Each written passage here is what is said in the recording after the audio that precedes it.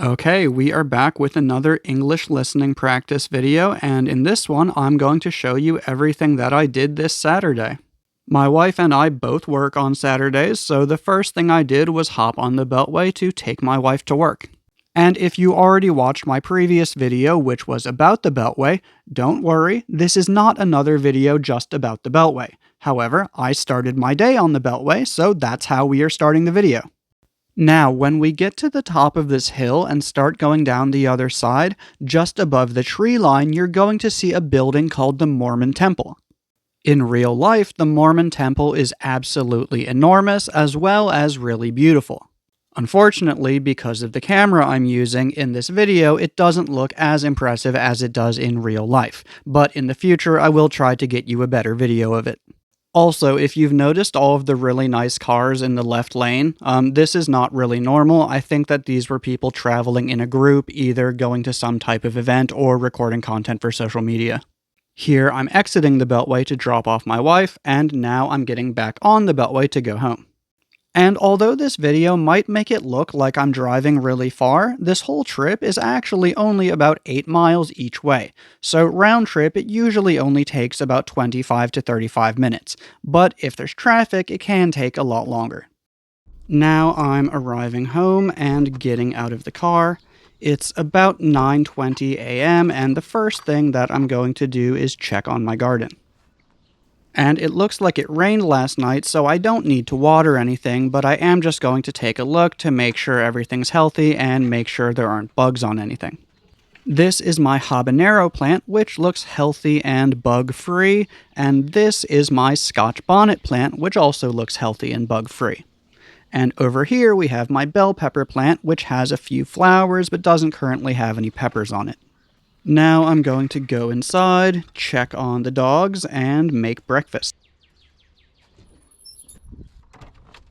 Jasmine says good morning, however she's a bit more timid than usual, probably because I'm wearing a camera that she has never seen before and she doesn't know what it is. And Kara, the older of the two, is over here sleeping on the floor. I'm going to let them outside real quick in case they need to go to the bathroom, and then I'm going to make some breakfast. Stay. Go. For breakfast today, I'm going to make tacos with scrambled egg, avocado, and cheese.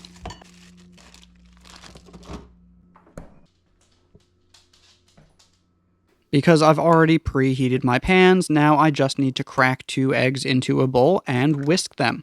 This is to whisk. When you make scrambled eggs, you first need to whisk them in a bowl and then you scramble them in the pan. Here I'm removing the pit from an avocado, which I then chopped using only my mind.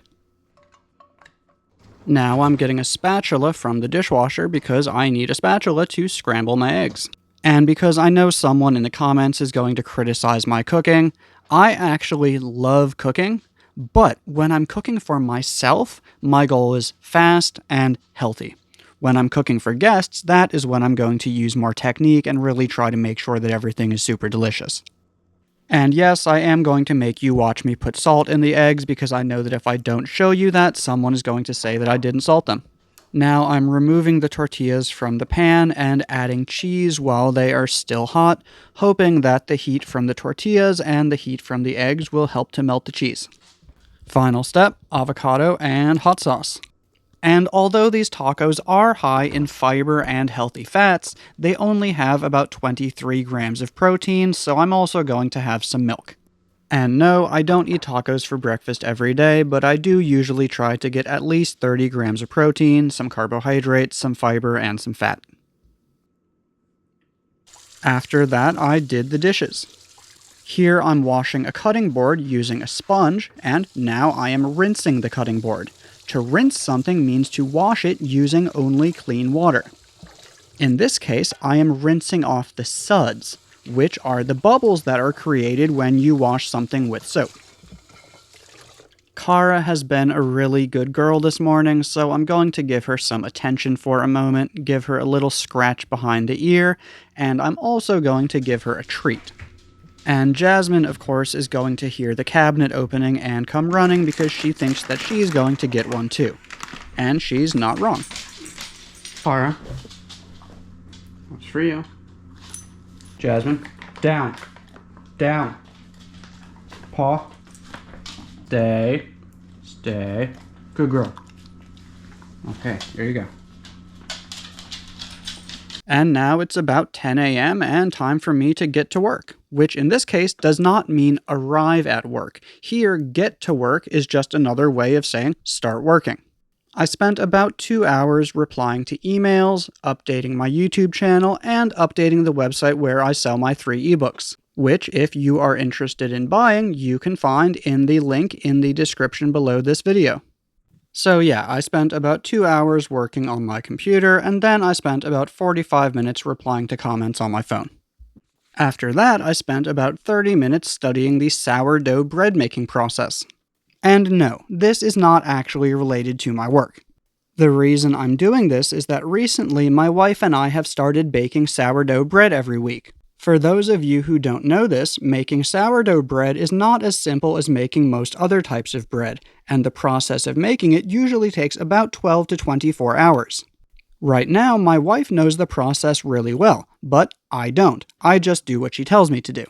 I'm studying it so that I can help her make it without her having to tell me what to do all the time. And then I needed a little break, so I took Kara for a walk. Kara's about 16 years old, so she's not as lively as she used to be, but she still does enjoy getting out and sniffing everything.